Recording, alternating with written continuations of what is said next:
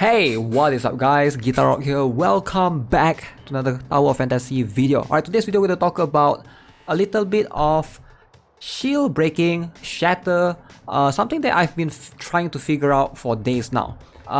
So a couple of days ago, me and my crewmates, we were trying to do FC hard. You guys are aware by now, Frontier Clash hard is going to be very annoying, especially the third phase. The third boss, you're going to fight Valkyrie. So Valkyrie boss, she's extremely annoying, but there's a way to make her stay or get stunned on the ground if you can break her shield early.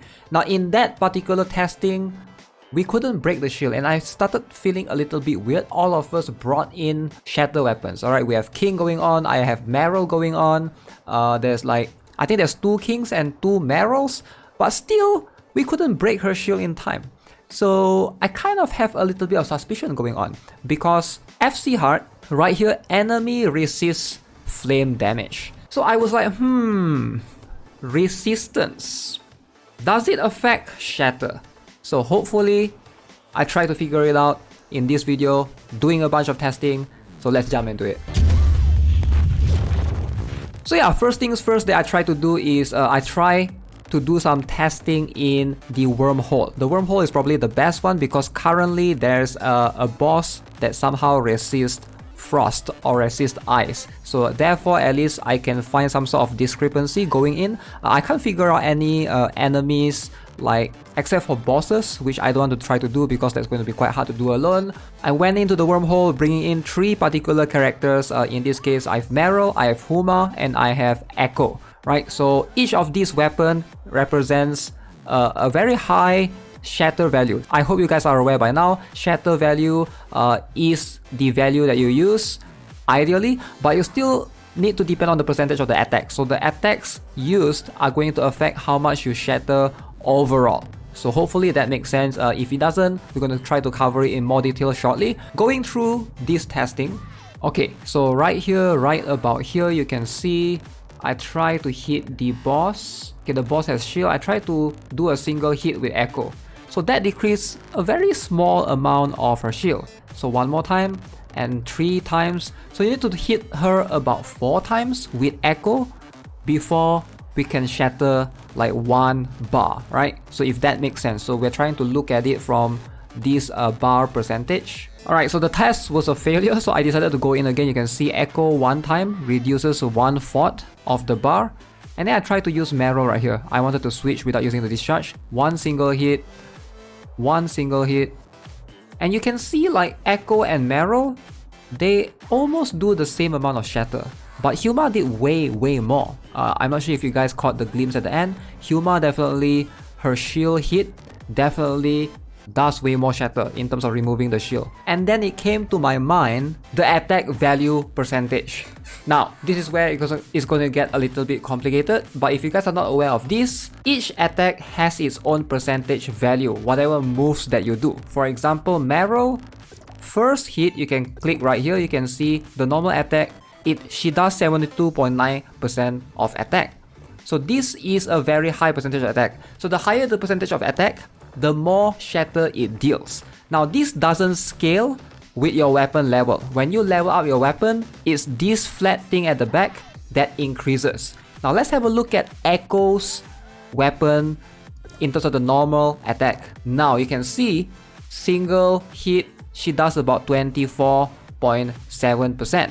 I do think we are starting to connect the dots here. So actually Echo is doing almost equal to how much Meryl was doing in terms of the shatter value, but she's actually doing 1/3 of Meryl's damage, almost 1/3. So now we gotta try it in a different method. So let's look at Echo's kit. Alright, so Echo's kit, we gotta find something closer to 70-ish% so that we get a better value. So far, Huma, her normal shield attack is 77.7%. So Meryl, 72.9%. So let's see if we can find Echo, one ability that does about the same 70-something%, and this is the best one to try out, Flying Kick. Now I decided to jump back into Bygone Phantasm. We're gonna test out this particular double jump kick and hopefully see how much shield we can shatter. 72%. So ideally, this is going to be a much more accurate test so that we can compare to Meryl's attack. Okay, the boss enable shield, double jump kick. That removes an entire bar of her shield, which is insane. Alright, so you can see one whole bar gone. But it's 72%. So why is it one whole bar gone? So when I use Huma, it doesn't remove the shield entirely. So let's do one more testing. We're gonna try in with Huma again. Alright, one hit with Huma there, and 2. Alright, so 2 hits with Huma, you can see it almost shatter her equal to how much Echo did with the double jump kick. So now we can draw a conclusion easily. So first things first, this description is a bit deceiving. The Echo's flying kick, she actually hits twice. It's 72% multiplied by 2. So look, I'm going to show you guys. I'm going to go double jump kick. So you can see 1002, 1001. It's basically, I'm hitting the enemy twice. You can see 1002, 1002. So 1009, 1008, you can see it's very consistent. So basically, she's literally doing the same modifiers twice. So I think the description is a little bit deceiving. Using this theory, alright, that the percentage of the attack is going to have the best shatter value, 72% times 2, which is why it explains why Huma 77.7% multiplied by 2 is about the same shatter value, right? Now, why did Echo breaks one whole bar while Huma couldn't? Now, that is because Huma's shatter is actually 10, while Echo's shatter is actually 12.6. So, I think we are about in line with what we know so far. The shatter value is important, right? But the percentage of the attack also affects how you use it. So if you are using Echo to shield break, you shouldn't use the basic attack because it's very low percentage. So you gotta use a high percentage attack. Now, for Echo specifically, if you're trying to shield break with her, her best attack is going to be the flying kick because this has a very high modifier, as you guys saw earlier. She just breaks shield way faster. Granted that you're gonna need to be able to dodge and hit. Lunging smash is also going to be something that's very good. Her normal attacks all has very low percentage modifier.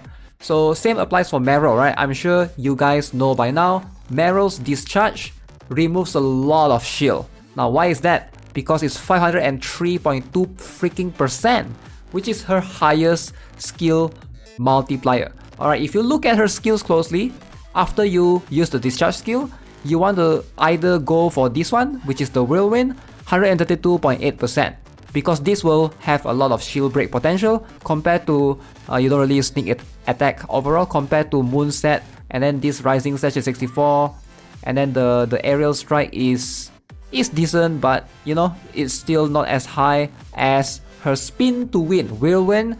So you want to follow up by whirlwind usually, and then follow up by the skill, which also 141%, 132%. So you can see these percentages is how you want to combo your characters to shield break. If you are a main tank, you want to ideally pick this up and try to learn the best combo with your weapons. Discharge skill, very important, especially because they has the highest percentage modifier.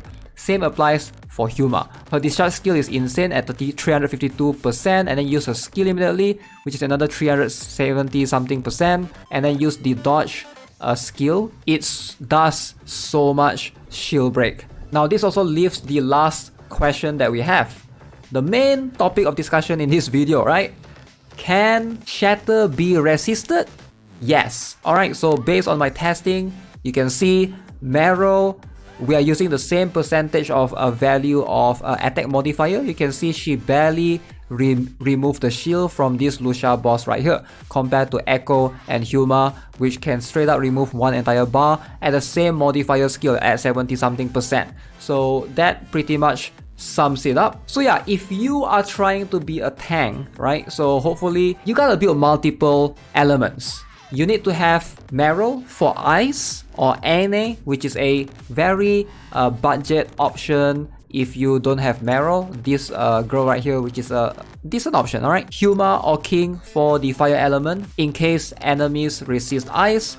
You also want to have a 1 volt element, which is Echo. She's still the best choice until today, until we get like maybe some other characters in the future. But for now, definitely Echo. And physical, sadly, Shiro is the only one that can somewhat shatter or shield break. Especially in most contents right now that actually requires proper tank.